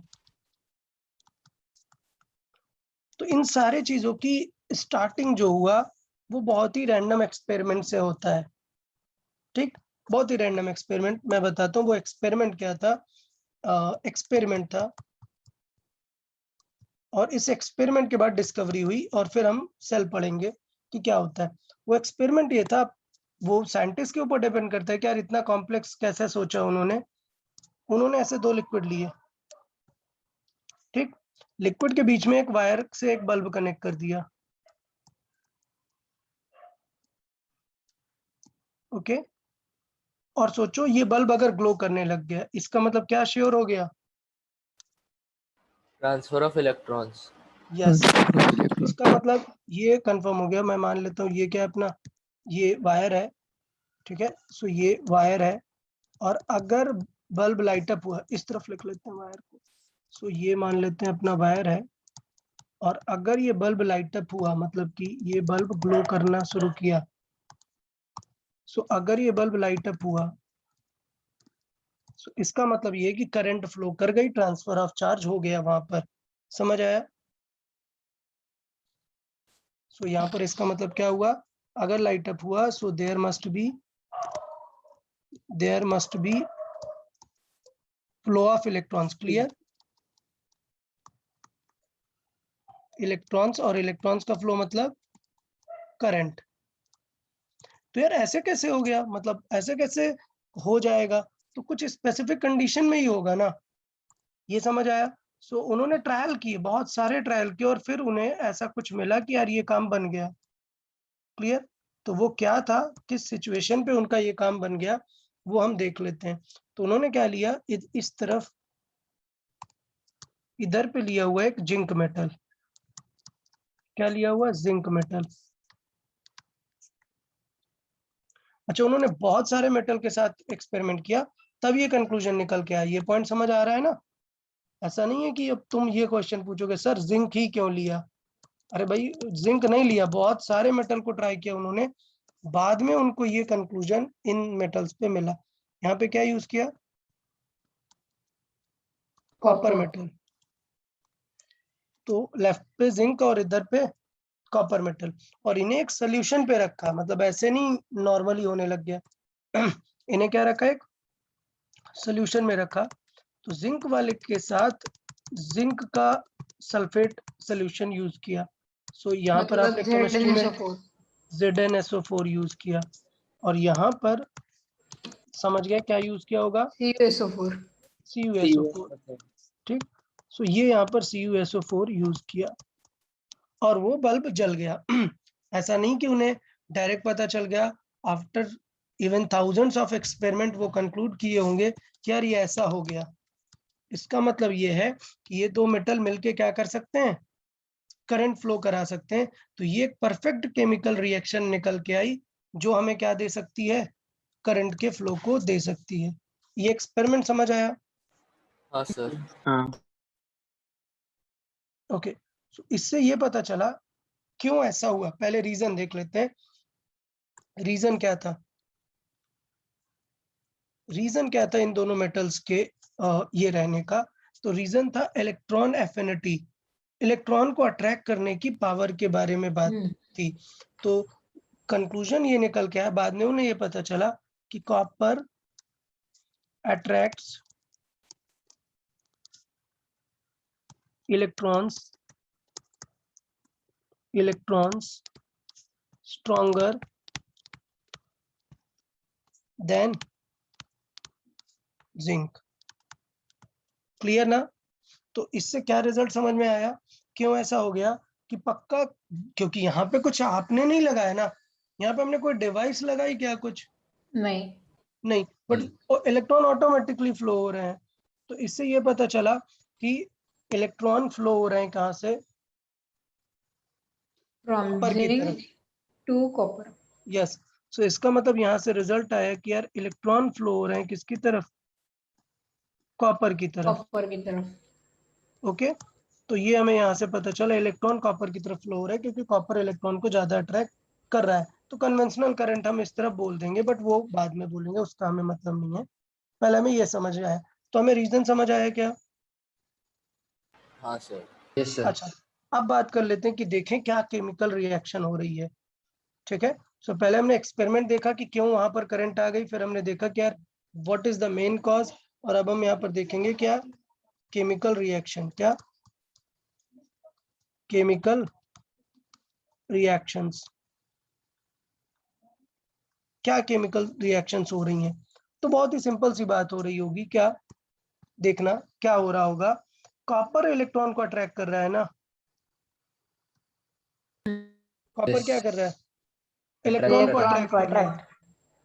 तो हमें पता है कॉपर 2 इलेक्ट्रॉन को अट्रैक्ट करेगा, बट यार सोचने वाली बात है कि कॉपर इलेक्ट्रॉन ले ही नहीं सकता, हाँ, तो वो तो पक्का देगा ना। इलेक्ट्रॉन, यस, तो पक्का इलेक्ट्रॉन ले रहा होगा Cu+2।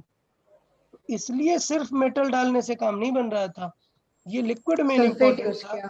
ये जो कॉपर सल्फेट था ये आगे ब्रेक होगा किसमें, Cu+2 एंड SO4-2 आयंस में। क्लियर? हाँ हाँ हाँ, ओके। और वो Cu+2 उधर यूज तो हो गया। इसका मतलब वो जो इलेक्ट्रॉन को पुल कर रहा था वो ये नहीं था, कौन कर रहा है, का आयन, ठीक है। आयन। और हाँ, किसी दूसरे मेटल के साथ कॉपर क्यों नहीं यूज करते, क्योंकि उन दोनों के बीच में इंटरचेंज होने लग जाएगा ना फिर, तो जिस मेटल का है उसी मेटल का ही लिक्विड यूज करते हैं। तो ये क्या होगा, ये Zn+2 एंड SO4-2 में यूज होने लगेगा। ओके,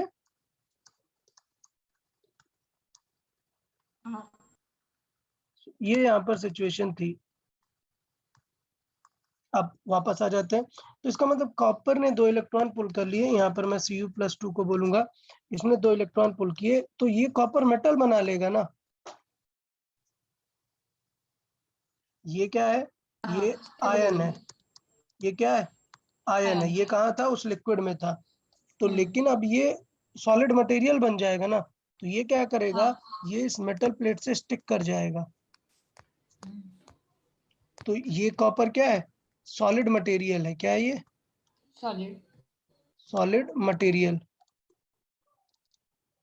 तो ये इतना, ये टर्म समझ आया कि ये था आयन और वो इलेक्ट्रॉन एक्सेप्ट करके कॉपर का सॉलिड मटेरियल बन गया, यहाँ तक क्लियर है।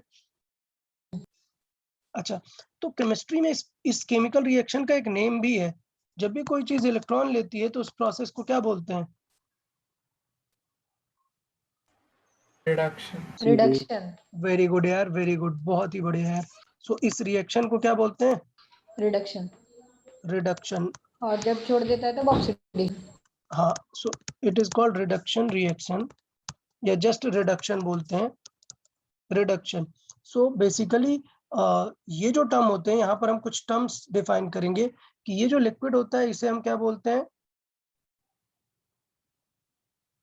इलेक्ट्रोलाइट। क्या बोलते हैं, इलेक्ट्रोलाइट।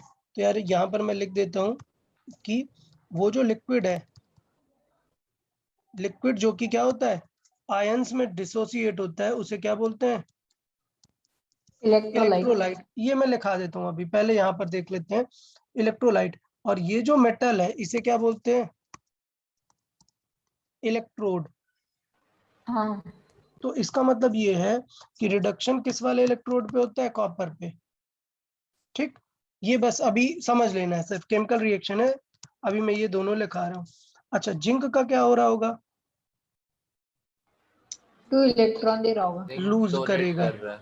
डोनेट कर रहा है। तो अब ऐसा कुछ नहीं है, अब आप बोलो सर Cu भी तो डोनेट कर सकता था ना, लेकिन वो तो 2 Cu भी पॉजिटिव तो था ना। नहीं, Cu दोनों थे, देखना यार, मैं ही खुद क्वेश्चन कर रहा हूँ और आपको पूरा लॉजिक समझ जा रहा हूँ।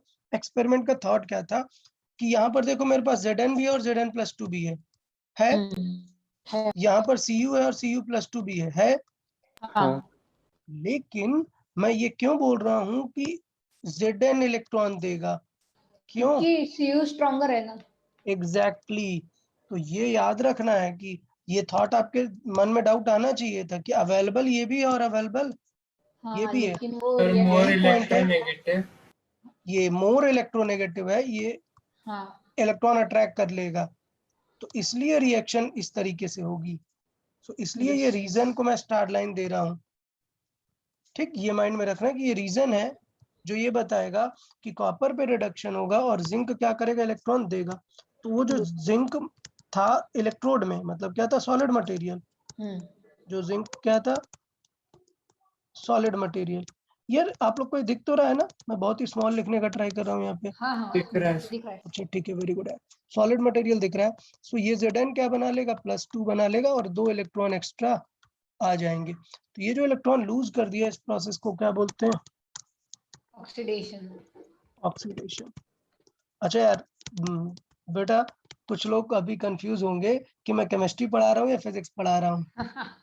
ठीक है, कंफ्यूज नहीं होना, सिर्फ अभी थोड़ी देर के लिए, एक हाफ एन आवर के लिए केमिस्ट्री पढ़ा रहा हूँ, बाकी केमिस्ट्री मुझे नहीं आती है। ठीक है, तो केमिस्ट्री का डाउट मुझसे नहीं कभी पूछना, मुझे केमिस्ट्री बिल्कुल नहीं आती है।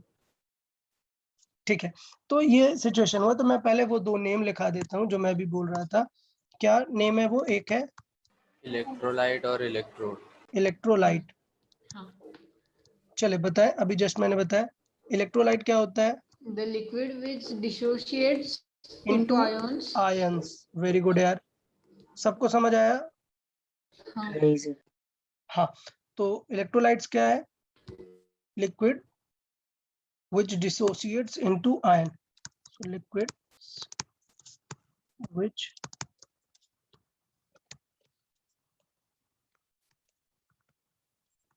into ions. Okay, liquid which dissociates into ions. So like बहुत सारे एग्जांपल हो जाएंगे। क्या, H2O भी है। नहीं, हाँ मतलब बट उसको एक्सटर्नल चाहिए रहेगा ना फोर्स। हाँ अभी देखिए, पहले हम मेटल के लिख लेते हैं दोनों, CuSO4, फिर जिंक का भी हमने देखा ZnSO4। मोस्टली सल्फेट्स जो हैं वो सारे डिसोसिएट हो जाते हैं, सोडियम Na2SO4, H2SO4 भी, ऐसे बहुत सारे रहेंगे। तो ये सारे किसका काम करेंगे, इलेक्ट्रोलाइट का। दूसरा टर्म क्या था, electrode. Electrode. Electrodes. Solids electrodes क्या हो जाएंगे, सॉलिड्स विच डिसोसिएट्स इनटू। हाँ, सो solid rods which holds the potential difference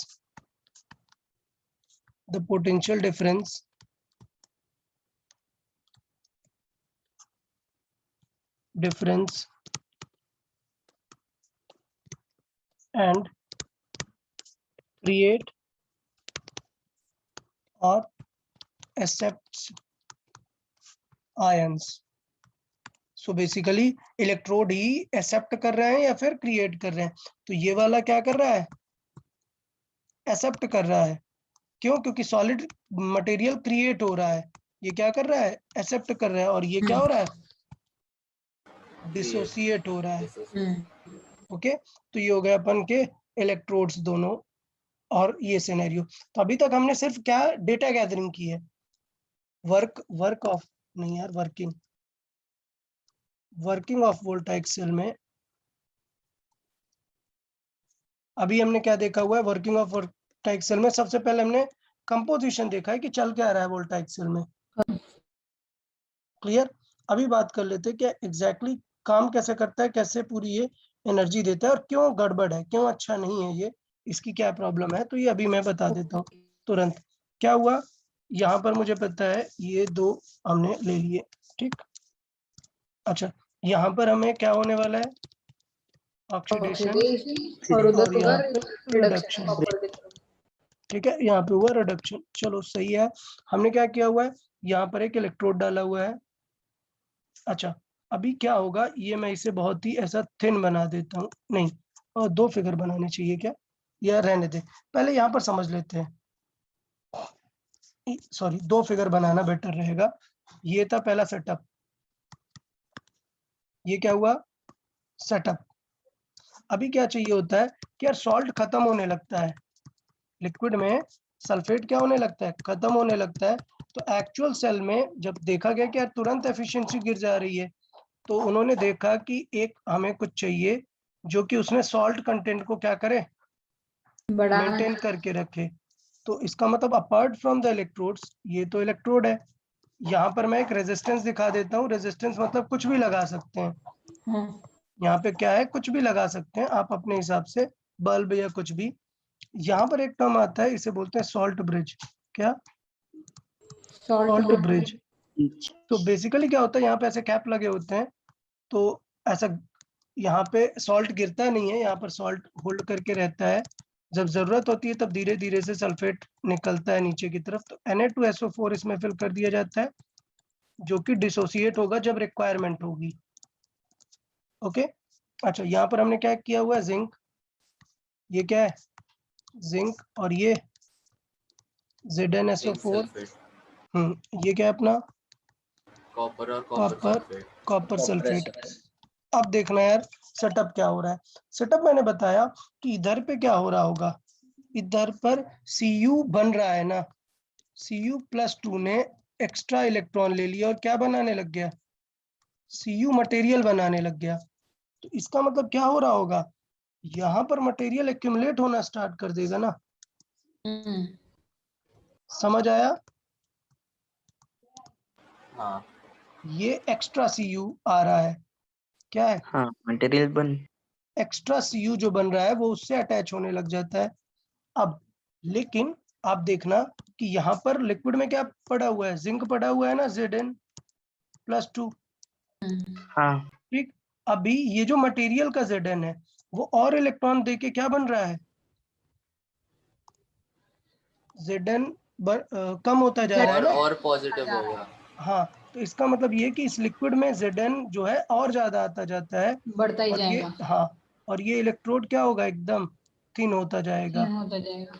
तो एक कोरोड टाइम होता बाद जाएगा बिल्कुल ये खत्म होता जाएगा ये, क्योंकि वो इसलिए ये सेल, ऑक्सीडाइज हो रहा है। हाँ, इसलिए ये सेल गड़बड़ हो गया। क्यों, क्योंकि ऑक्सीडाइज होता जा रहा है पूरा जिंक, समझ आया। इसलिए इसे इतना ज्यादा भी यूज नहीं करते हैं, सिर्फ एक्सपेरिमेंटल पर्पसेस के लिए रखते हैं। समझ आया कि जिंक क्या होता जाएगा, थिन होता जाएगा, ऑक्सीडाइज होता जाएगा, Zn+2 करके लिक्विड में आता जाएगा। तो इसका मतलब Zn+2 लिक्विड में बहुत बढ़ जाएगा ना यार, देखें लिक्विड में Zn+2 बहुत बढ़ जाएगा ना, तो वो क्या करेगा फिर यहाँ से,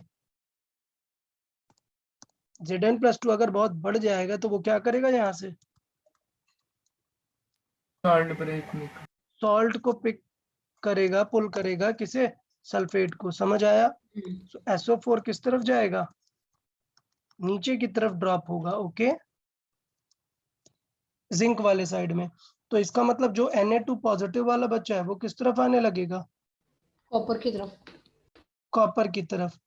क्लियर, क्यों, क्योंकि CuSO4 में Cu तो जाने लग गया ना, हाँ, सिर्फ SO4 क्या करेगा, तो तो फिर सिर्फ Na2 SO4 किधर अकेले आएगा? क्या करेगा, तो वो Na को खींचने लगेगा। तो इसका मतलब इस तरफ Na जाने लगेगा।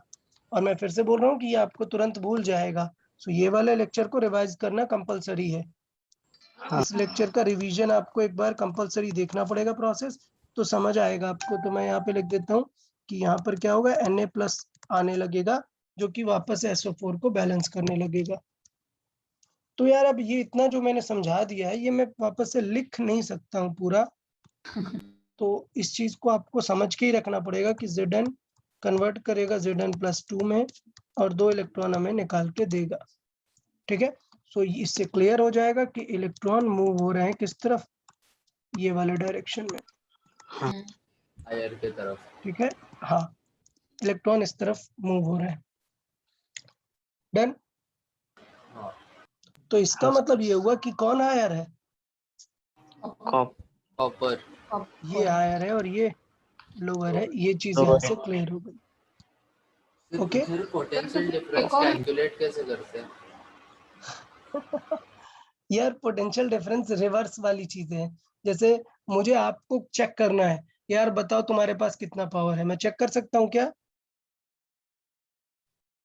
नहीं मतलब जितना लगेगा उतना होगा। नहीं, अरे ऐसे नहीं, मतलब मुझे अगर तुम्हारे कुछ चीजें ऐसी होती हैं आप जिसको देख के नहीं बता सकते हो, तो इस पूरे सेटअप में देख के नहीं बता सकते हैं कि कितना पोटेंशियल होगा, तो इसे बोलते हैं रिवर्स कैलकुलेशन। क्या मुझे आपको चेक करना है कि यार आपके पास कितना पावर है, कितना पोटेंशियल है, नहीं कर सकते, तो मैं क्या दूंगा आपको, काम दे दूंगा कि जाओ ऐसा करो, रूफ टॉप के 50 राउंड्स मार के आओ, एक 5 फ्लोर्स जाओ, तो क्या 50 कर पाओगे? क्या नहीं, एक 2-3 टाइम्स में तक जाओगे।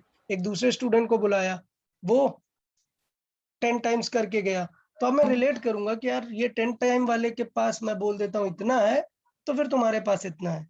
क्लियर? तो हम क्या करते हैं यहाँ पे, यूज करते हैं इस एनर्जी को, और यूज करने के बाद बता देते हैं कि कितना ज्यादा यूज हुआ, उससे पता चलेगा कि अच्छा कितना पोटेंशियल रहा होगा इसके पास। समझ आया? हाँ, so this thing is called reverse method. Sir reverse, doubt. हाँ पूछे।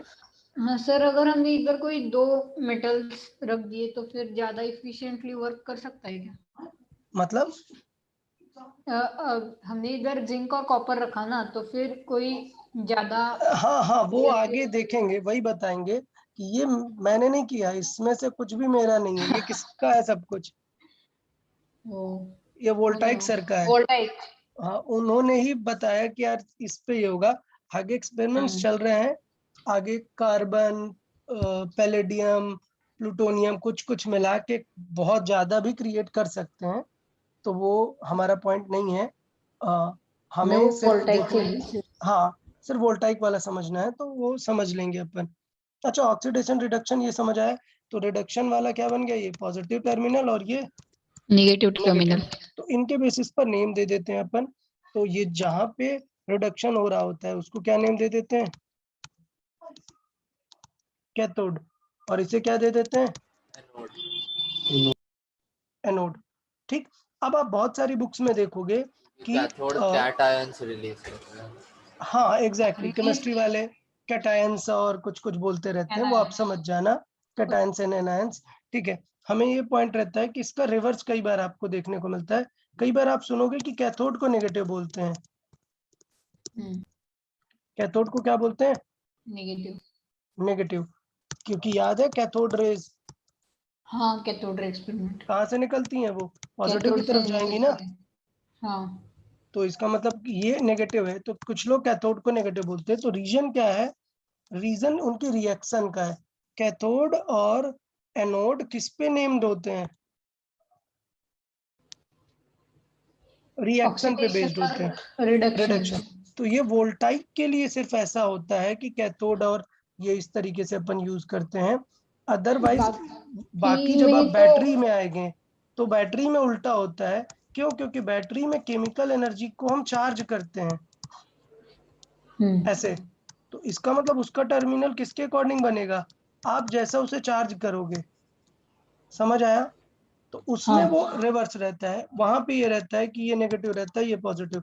तो क्या कभी किसी एक्सपेरिमेंट में ये प्राइमरी सेल यूज करेंगे क्या अपन?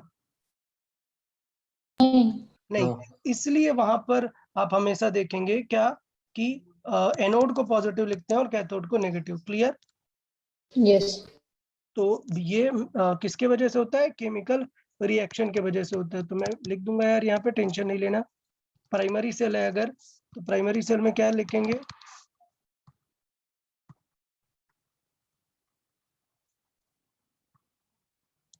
प्राइमरी सेल में क्या रखेंगे, ये पॉजिटिव, सॉरी उल्टा रहता है प्राइमरी में, ये नेगेटिव ये पॉजिटिव, ये क्या हो गया, कैथोड, और वो और ये एनोड। एनोड। इनकी केमिकल रिएक्शन की वजह से, अब मैं उसके डीप उसमें नहीं जा रहा हूँ, पॉइंट ये होगा कि अगर ये सेकेंडरी सेल या अदर बैटरीज है, सेकेंडरी सेल है तो क्या रहेगा, सेकेंडरी उल्टा सेल है हुआ। तो उल्टा होगा। पॉजिटिव वाले को क्या बोलते हैं, एनोड, एनोड। और ये cathode. But chemistry actual chemical format में अगर आप देखोगे, जब आप 12th में केमिस्ट्री देखोगे तो वहां पे ये सेल्स और इन सब का पूरा इलेक्ट्रोकेमिस्ट्री होती है, पूरी इलेक्ट्रोकेमिस्ट्री करके एक पूरा चैप्टर रहता है, वहां पे इनको और डिटेल पे आपको दिखाया जाएगा कि कितना डिफरेंस होता है, कैलकुलेट कैसे कर सकते हैं कि कितना पोटेंशियल डिफरेंस होता है कॉपर जिंक में, अदर मेटल यूज करोगे तो क्या होगा। समझ आया ना? हाँ सर। हाँ, अच्छा, तो अपना वोल्टाइक सेल वाला काम यहाँ पे कंप्लीट होता है कि वोल्टाइक सेल कैसे वर्क करता है, बीच में सॉल्ट ब्रिज क्यों लगाते हैं, ये सबको समझ आ गया ना, सॉल्ट ब्रिज क्यों लगा रहे हैं, क्योंकि हाँ। एक्स्ट्रा एक्सेस होता जा रहा है और ये थिन होता जाएगा। तो ये स्टेटमेंट तो थोड़ा लिख ही लेते हैं यार कि इन वोल्टाइक सेल क्या करना पड़ता है, इन वोल्टाइक सेल क्या होती है सिचुएशन, जो अपना एनोड है वो क्या होता जाता है, वो गेट्स कोरोड थिनर, होता जाता है। हाँ, और कैथोड क्या होता जाता है, गेट्स गेट्स थिकर। थिकर। सो बाद में थोड़ी देर बाद में दोनों को रिमूव करना पड़ता है, ये सबसे बड़ी प्रॉब्लम है। ओके, अच्छा, एक टर्म होता है वोल्टाइक सेल से रिलेटेड है, क्योंकि ऐसा नहीं है कि हम इसे पढ़ा रहे हैं और बेकार है हटा दिया, पढ़ा क्यों रहे हो सर आप, ये क्वेश्चन आता है ना कि सर अगर इतना यूज नहीं है तो हटा क्यों रहे, यूज है, अलग अलग इंडस्ट्रीज में इस चीज को अलग तरीके से यूज करते हैं। कैसे, वोल्टाइक सेल के कॉन्सेप्ट को एक अलग मैकेनिज्म में यूज करते हैं which is known as electroplating.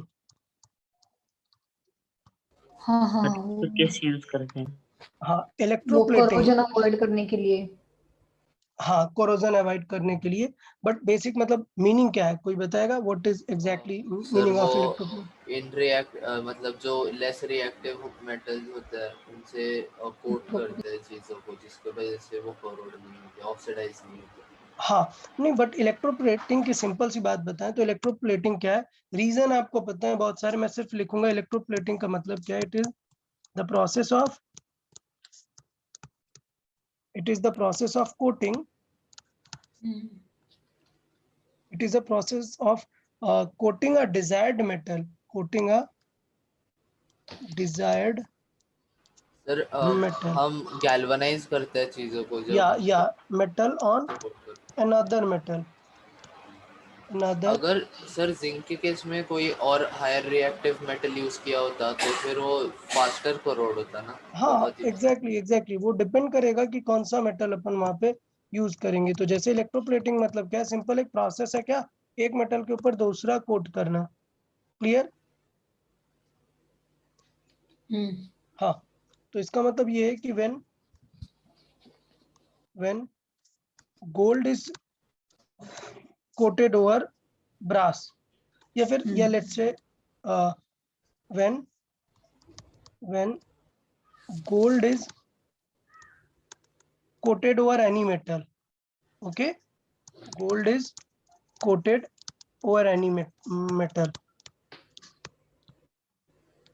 तो यार याद आया कुछ, मतलब पॉइंट ये है कि गोल्ड तो करेंगे ही ना बहुत सारे मेटल्स के ऊपर, स्टील वगैरह, उसको और शाइनी और अच्छा दिखाने के लिए गोल्ड प्लेटिंग बोल सकते हैं इसे। तो बेसिकली हमें क्या करना पड़ेगा, बहुत ही स्ट्रेट फॉरवर्ड आइडिया है, क्या कि हम एक ही लिक्विड में दोनों ले लेते हैं। कैसे, यहाँ पर हमने ले लिया एक अपना इलेक्ट्रोड, अच्छा, कौन सा मेटल कोरोड होता है, एनोड या कैथोड इसमें, कौन सा मेटल, ये लेफ्ट वाला होगा ना, ये अपना एनोड क्या होगा, करोड़। हाँ, और ये होगा कैथोड। तो फिर गोल्ड किसे रखेंगे, इसको ही लेंगे ना गोल्ड, हाँ, कि क्योंकि ये इधर कोरोड डिपॉजिट होके करना है। और फिर ये इधर ऐसे डिपॉजिट हो जाएगा। क्लियर, समझ आया? सो मतलब ये क्या होगा, जो भी मेटल करनी है, इसे मैं बोल सकता हूँ एनी मेटल, और उसके ऊपर किसकी प्लेटिंग हो जाएगी, गोल्ड की। गोल्ड की। तो इसका मतलब ये जो सोल्यूशन लेना पड़ेगा, ये किसका सॉल्ट सोल्यूशन होना चाहिए, गोल्ड का गोल्ड का सॉल्ट या एजिएस। Solution of. तो इलेक्ट्रोप्लेटिंग में बहुत सारी कंडीशंस होती हैं, मतलब गोल्ड के साथ देखा गया है कि सॉल्ट की जरूरत नहीं होती है। सो गोल्ड के लिए यूजुअली इंडस्ट्रियल में और एक क्लोराइड यूज करते हैं, AuCl, ठीक है। तो इन अदर वर्ड्स एनोड में क्या रखते हैं, एनोड में किसको रखते हैं, गोल्ड को हाँ, गोल्ड, मतलब ये जो भी मेटल क्या करनी है, कोट करनी है। कोट करना है। metal used for coating. Okay, cathode में किसे रखेंगे? जिस पर हमें कोटिंग करना है। Yes, object metal to be coated. इसको मिसकॉन्सेप्शन में मत लेना, इसलिए ये लाइन मैंने लिखी है। ये थोड़ा सा इंग्लिश वर्ड में कंफ्यूजन हो सकता है। Object metal to be coated मतलब वो नहीं है कि जिसे मेल्ट करके कोट कर देना है, जिस पे कोट करने वाले हैं। ओके, और इलेक्ट्रोलाइट किसका यूज करेंगे? इलेक्ट्रोलाइट जिस मेटल को आप कोट करने वाले हैं। Okay, so metal used for और salt solution of salt solution of metal to be coated. Clear? Metal used for coating. So ये था इलेक्ट्रोलिसिस, इलेक्ट्रोलिसिस नहीं, इलेक्ट्रोप्लेटिंग। ओके, इलेक्ट्रोलिसिस क्या होता है? यहाँ पे इलेक्ट्रोलाइट के पास में एक टर्म आ जाता है इलेक्ट्रोलिसिस। इलेक्ट्रोलिसिस क्या होता है? तो इलेक्ट्रोप्लेटिंग को इलेक्ट्रोलिसिस से मत कंफ्यूज होना, इसलिए मैं यहाँ पर लिख देता हूँ इलेक्ट्रोलिसिस क्या होता है। इलेक्ट्रोलिसिस क्या होता है? decomposition using it. Break down या फिर decomposition. Yeah, it's just the dissociation of electrolyte. Dissociation of electrolyte. ये इसको इलेक्ट्रोलिसिस को और इलेक्ट्रोप्लेटिंग को दोनों में आपको डिफरेंस समझ में आना चाहिए। ठीक है। अच्छा, लास्ट पार्ट जो नेक्स्ट बैटरी वाला है वो अपन नेक्स्ट लेक्चर में कर लेंगे। उसके पहले थोड़ा सा मैं ड्राई सेल आपको दिखा देता हूँ एक, कि ड्राई सेल क्या रहता है। सिलेबस में अपने मतलब नहीं है इसका कंटेंट पढ़ना, सिर्फ अपन जस्ट एक बेसिक आइडिया दे देते हैं आपको कि क्या रहता है ड्राई सेल। ठीक है,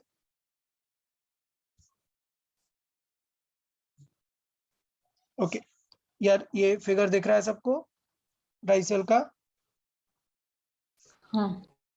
ठीक, तो देखिए ड्राई सेल में क्या है यार, अलग अलग तरीके से एनोड कैथोड ये सब यूज करेंगे। ड्राई सेल मतलब ये वाला बैटरी, ऊपर वाला टर्मिनल क्या रहता है अपना?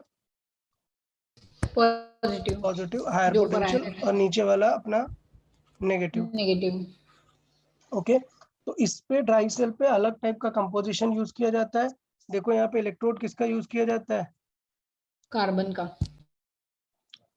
का। क्लियर? और एनोड यहाँ पर यूज किया जाता है, मैं दोनों पॉइंट टारगेट कर देता हूँ। ये कार्बन इलेक्ट्रोड है यहाँ पर एनोड में जिंक एलॉय यूज किया जाता है। वो जो उसकी कैन होता है, वो जो स्ट्रक्चर होता है, वही पूरा किसका काम करता है? एनोड का। तो देखो कि जो सेल होता है ये पॉजिटिव अलग से लगा होता है, और ये जो पूरा उसका कवर है ना, यही खुद पूरा क्या काम करता है? नेगेटिव का। ये बाहर वाला नहीं, जब आप ओपन करोगे तो अंदर एक लेयर दिखेगी इसके जस्ट नीचे, वो रहती है पॉजिटिव और नेगेटिव। तो ये जो इलेक्ट्रोड है ये पॉजिटिव का काम करता है, और वो पूरा कैन किसका काम करता है? नेगेटिव का काम करता है। क्लियर? उसके बाद इलेक्ट्रोलाइट के फॉर्मेट में ड्राई मटेरियल यूज करते हैं, ये मैग्नीज डाइऑक्साइड कार्बन इलेक्ट्रोलाइट। ठीक है, तो मैंने पहले भी बताया कि यार ये केमिकल कंपोजिशंस है, हमें इनको ज्यादा कुछ डिस्कस करने की जरूरत नहीं है। ये जैकेट है क्या सर? ये जैकेट है ना कैथोड मिक्सचर के नीचे? हाँ, ये लेबल, ये तो ये बाहर वाला वो कवर। ओके, हाँ ठीक है, ये सबसे आउटर स्ट्रक्चर है कवर। अब वो पता नहीं किस मेटल का रहता है, क्या रहता है, तो वो देखना है कि उन्हें कैसे बनाना है। ओके, पॉलीइथिलीन बॉन्डेड अंदर का चाहिए वो। हाँ, अपन को सिर्फ वो ध्यान देना, ये तो आउटर स्ट्रक्चर है, आउटर। ठीक है, सो मतलब ड्राई सेल अपन को कुछ पढ़ने की जरूरत नहीं है, सिर्फ एक समझ जाओ कि ठीक है, यहाँ पे जो चीजें लिक्विड के फॉर्मेट में चल रही थी वो यहाँ पे ड्राई फॉर्मेट में अचीव कर ली गई हैं। ओके, ठीक है, फिर अपन अब नेक्स्ट उसमें देखेंगे कौन सा वाला पार्ट, ये क्या प्रोसेस रिचार्जेबल कैसे बना सकते हैं। मतलब इलेक्ट्रोड अब हमारे क्या नहीं होने चाहिए, खराब नहीं होने चाहिए कि ये इलेक्ट्रोड यहाँ डिकम्पोज हो रहा है। ओके हाँ चले ठीक है, तो ये अपन नेक्स्ट लेक्चर में देखेंगे। यार आज का क्लियर है सबको? एक बार रिवाइज जरूर करना आज का लेक्चर, तभी और क्लैरिटी आएगी। ओके यस सर, एक और डाउट है हाँ पूछिए। सर। जो कभी कभी लिखा रहता है ना कि वो अपने आप डिस्चार्ज हो जाएगी बैटरीज, तो फिर उसे निकाल के रखो, तो फिर वो डिस्चार्ज क्यों होते हैं? अब वो सर्किट के पॉइंट्स हैं, मतलब ऐसा नहीं है अभी कोई भी स्ट्रक्चर आपने केमिकल कंपोजिशन लगा के रख दिया है तो ऐसा नहीं है ना कि वो केमिकल प्रोसेस रुकी ही रहेगी हमेशा। थोड़ा डिसोसिएशन तो कंटिन्यूअस पॉसिबल है ना। मतलब एक आयरन रॉड है, आयरन, इसे एटमॉस्फेयर में रख दो, 10 इयर्स बाद ये क्या सेम वेट की रहेगी? अभी अगर 10 kg है तो 10 kg रहेगी ना? नहीं, लास्ट टाइम पे कुछ 9990 kg हो जाए हाँ तो वो डिसोसिएट हो गई, कोरोट हो गई। तो इस तरीके से कोई भी केमिकल प्रोसेस है वो खुद में डिसोसिएट होता है, इवन आप कितना भी इंसुलेटिंग बैरियर लगा के रखो। हाँ ओके थोड़ा तो इंटरनल में वो लॉस होता रहता है। तो अभी नेक्स्ट लेक्चर में भी बताएंगे कि वो बैटरी बताने के बाद फिर बात करेंगे कि इंटरनली कैसे बैटरी में लॉसेस हो सकते हैं। ओके चलेगा, हाँ अभी के लिए जस्ट वोल्टाइक सेल का वर्किंग वगैरह आप अच्छे से सीखें। हाँ यस सर। ओके चलो ठीक है यार, फिर आज के लिए इतना काफी है। हाँ